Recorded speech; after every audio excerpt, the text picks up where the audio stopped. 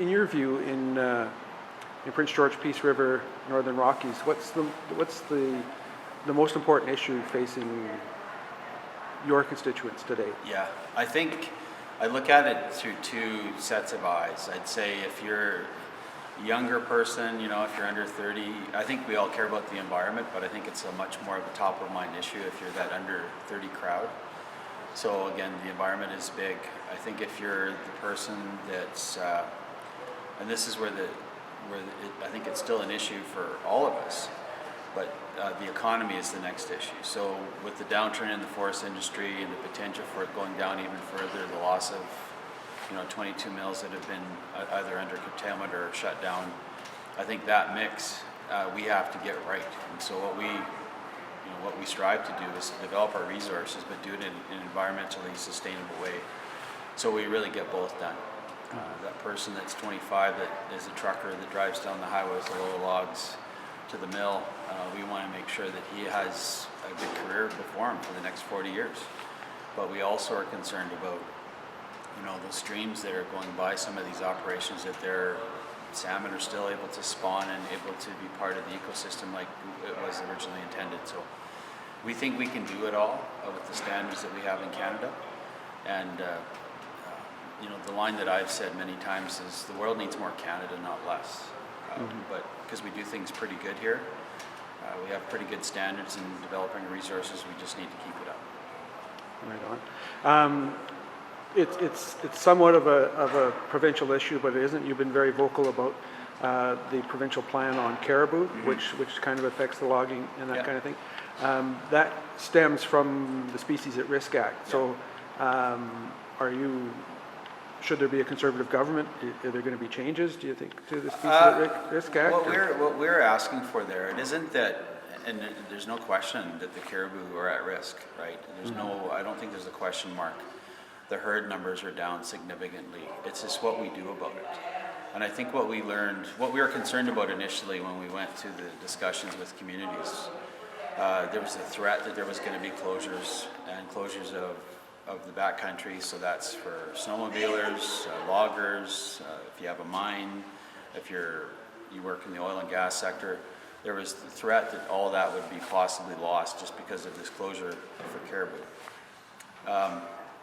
What we are saying, and what we said, and what we learned even with those consultations that we did with communities, is that we have a whole bunch of experts that live and work either in Mackenzie, McBride, Prince George, that know what to do about caribou, that have background experience. The classic example that I remember was a wildlife biologist who was also a guide and outfitter and came to the Prince George forum that we hosted here, that said, look, some of the plans that the government is proposing aren't going to work. Like a moose cull isn't going to work to reduce wolves that will, in essence, not be predators against the caribou herd. So he said it's not going to work, but there's other measures that can work. So, and closures aren't necessarily going to work. So our proposal all along, and the long answer to your question, is we need to sit down with groups from Indigenous communities. We need to sit down with groups from guides and outfitters that know the backcountry well, and have a fulsome discussion on how do we do this, as opposed to just come in and close it down. And sadly, that's what happened. We saw the 2-year, they call it a temporary moratorium on new development.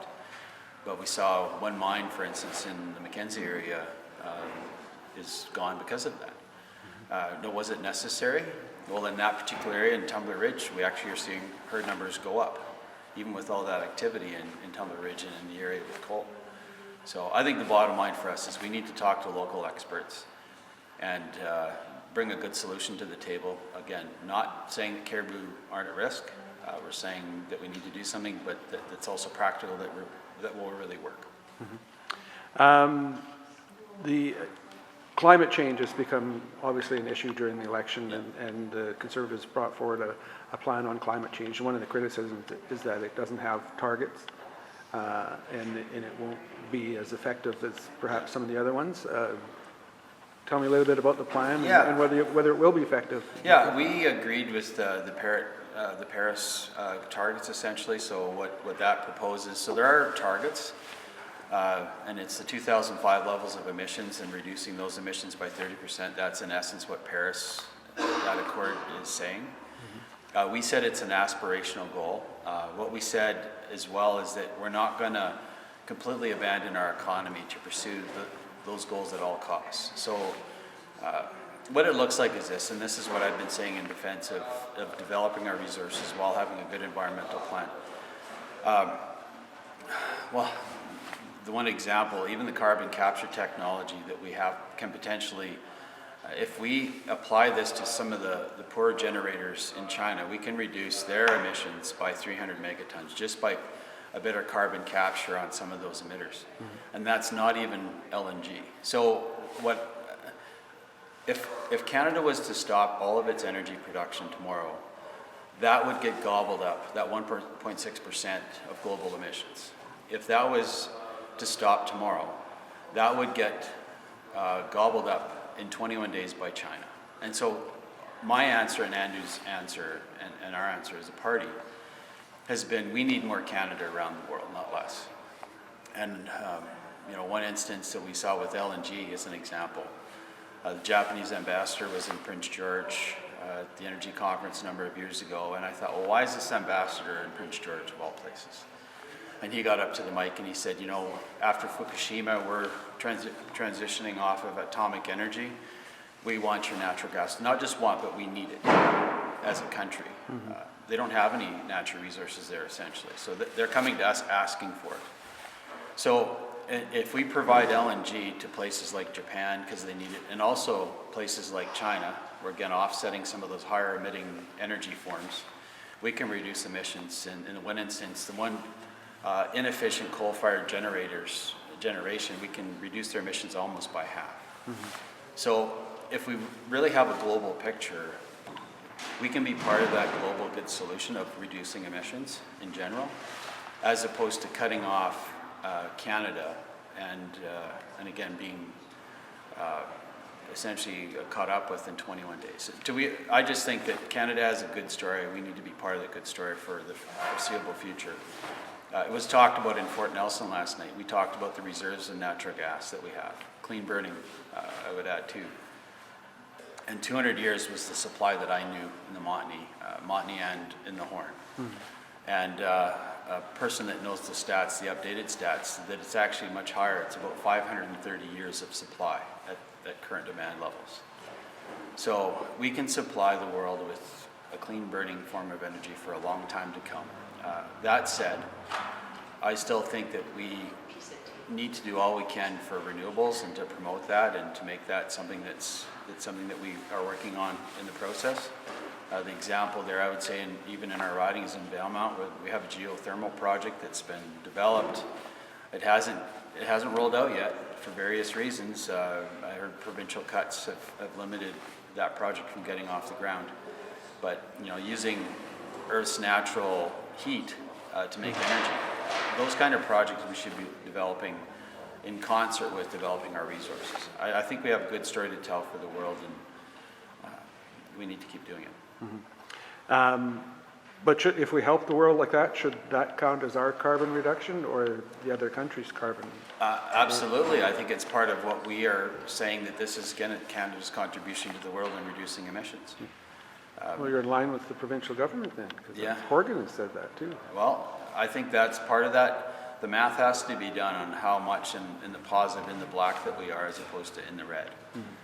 We need a real good fulsome calculation on how that is done. And I think people would be pleasantly surprised about the positive impact of Canadian energy to the world and also reducing emissions.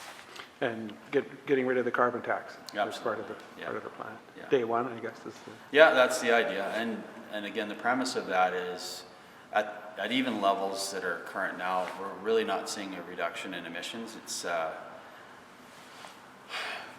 what we've seen, I guess, is the numbers to really change behavior would have to be much higher than what they are now, and numbers as high as 100 to 300 per ton, which would dramatically increase the price of especially petroleum for your car. And I guess that's the theory, right, that we're not going to use it as much. But what we've always said, and Andrew said, is it's pretty difficult to charge somebody a tax when they go to the thermostat because it's 30 below outside and expect to just survive the winter. And so you're taxing the wrong people. Or somebody that drives their truck to work that's half an hour north of Prince George to go, work on a piece of equipment in the forest industry. And that person's paying a tax just because that's their livelihood. We just don't think it's fair, and it's not really reducing emissions either. Andrew Scheer was on this morning, made some comments about immigration and about how keeping immigration in check. I'm not sure if it was, we're just getting tough on illegal immigrants. I haven't seen that yet. Yeah, I just caught part of it, so I haven't seen a lot of it. But what are your views on where immigration needs to be in this country? Or I think immigration's been a great part of Canada, a great part of our story. You know, it's my grandparents came here just after World War I, and in 1921 on my dad's side, and my mom's side has been here a little while longer, but still immigrated from Ireland and Scotland. So we come at it from that perspective. We're all, with the exception of the Indigenous community around, we're all immigrants here. So we don't see that as any different. Like, I still see the faces, even going through Tim Hortons and some of the folks that have immigrated here for a better life, for a job or lifestyle, why they come to Canada from different parts of the world. And so happy to be here. And I'm happy that they're here. They've really added to the fabric of our culture here. But I think in saying that is that there's a legal immigration that I think we've all appreciated. It's the illegal side, I think, that we're talking about, that we need to make sure that that's held in check. And the concerns are at the different borders in Quebec and Manitoba, where people that are claiming status are walking across. It seems to be unchecked. And now there are police forces there that are monitoring that. But I think that's where we're concerned about, is the illegal immigration. Canada has a fixed system right now in terms of the bureaucracy that handles immigration. So if you have somebody that's been waiting from a different country, you name the country, it's been waiting 10 years to get to Canada, and they've done all the proper forms, all the proper documentation, waiting in line for their turn to come to Canada, and somebody else, because they've come in illegally, jumps in front of their spot in the line, that just isn't right, and it isn't fair. And that's what we're talking about. We just want to make sure that legal immigration is done properly, and illegal immigration we crack down on. You're probably a little bit biased, but what did you think about the leaders' debate the other night? I haven't even seen it. Oh, haven't you? So, no, I've heard some of this. So I was listening to Vassy on Power and Politics and Power Play Don Martin today, just hearing some of the thoughts. And it sounds like Andrew did good. He had some of the lines that landed on the Prime Minister, and I think that's important. No, I think he's starting, I've known Andrew for a long time, since I got there in 2011 when he became Speaker. As this young guy with this young family, and just pretty much a normal guy, and then, kind of is Speaker now and Speaker of the House, which is, it's a pretty significant role in Canadian politics, and then run for leader, and I supported him too. Yeah. And so I've seen him mature into that role a lot more, and he's kind of fulfilling that role quite well.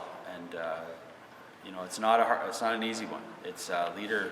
It's difficult enough sometimes to be a regular politician, but it's much more difficult to be the leader of a party. So I think he's doing well, and from what I saw, he did well in the debates. Mm-hmm. Yeah, I don't think there were any real knockout punches thrown by anybody. Right. And the format was. Yeah, I heard. Disaster. Well, that's what I heard. When you hear the clips, you hear those, like the one-liners. It sounds pretty clean in the way it's operating there. But then they gave some examples where people are talking over people, and I don't think that suits anybody. I don't think that makes any debate positive. No. So, right on. So I guess another one is why should people in Prince George, Peace River, Northern Rockies vote for you? Yeah, that's a good question. I'll say how I started this job. I never, back when I got involved in politics, I wanted to see Ottawa as a better place, and where integrity went to Ottawa, and really represented our interests out there, and really wanted to make a difference. And I've said it many times. I said, it sounds corny, but why do you still want to do this? And it's because I still want to make a difference. And it's in a couple of, there's a few levels that you do make a difference, and you see it. You see it, we're part of the International Grant Committee, where you're deciding on people's privacy in this new realm that we have with social media, and we're right at the front lines of that. Understanding all sides of the issue, freedom of speech and privacy and all these key parts, but being right at, again, the front lines are helping that conversation to occur. So, and that's rewarding. The other side that I'd say is equally or even more rewarding is helping that constituent. And I use the example of this one individual came in, it was my first year as Member of Parliament. He came in and a senior citizen owed $40,000 to CRA because of, it seemed to be a mistake was made in the bureaucracy. And he kept getting added penalties until finally he had owed $40,000, was distraught, thought he might have to sell his house to pay off this debt. And because we stepped in, it was reduced and it was gone. I think it went back down to $400 and he paid it off and was in tears literally saying thank you. And we've had a lot of those kind of stories, whether it's immigration, CRA, or talking about even old age pension stuff. Sometimes seniors come in and they don't, they're saying, I can't get by with what we have. And we say, well, if you have what you deserve, well, what are you getting? And we go through the list and we make sure that they're getting, some don't know that they deserve to get X, Y, or Z, so we help them get it. And those are just cool because you really make a difference in there.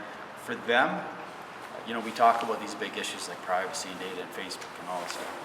Those are big issues to the television audience maybe.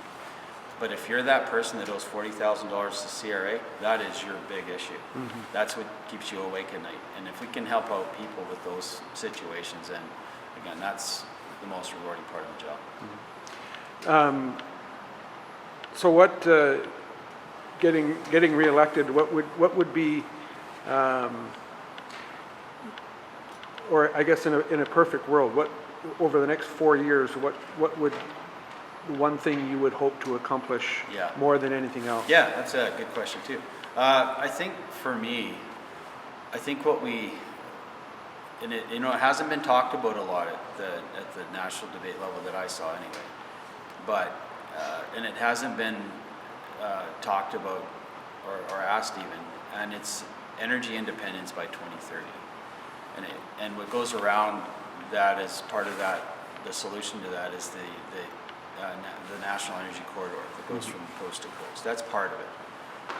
But it's just having that, we have a really great thing in Canada.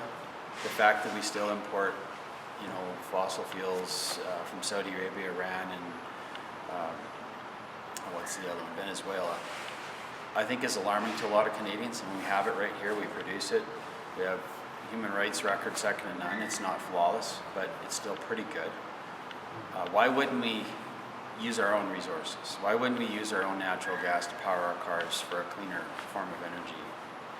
We've got lots of it. Why aren't we using it ourselves? And I think that's the goal that I would see if we can really pull that one off.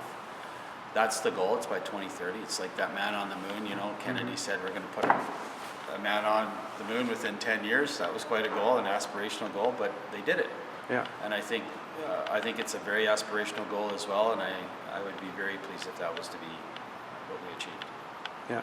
Well, we see what the States has done a lot of that, right? Absolutely. And see where they're at now. Maybe not doing some of the best things in the world, but that certainly puts them in a stronger position, right? Yeah. Developed, and we feel that here with the price of oil and gas here, right? Yeah, and even lumber, right? And lumber, so it's kind of like, it's We a good saw place that. to be. Yeah. Yeah, we saw that too, where that hasn't helped us. They're getting their stuff in order, I guess, in their own country with trade and their economy. They're still not out of the woods yet by any means, but when you see them really have a good look within to say, we need to make things better for our people here. Again, I think this is part of even that negotiating when we negotiate trade agreements and that with our southern neighbors. To have somebody that sits across the table that's got a sharp pencil to say, yeah, I understand what you're trying to do for your country, to the president. We also need to do that for ourselves. We need to stand up and put our fist on the table and get what we deserve.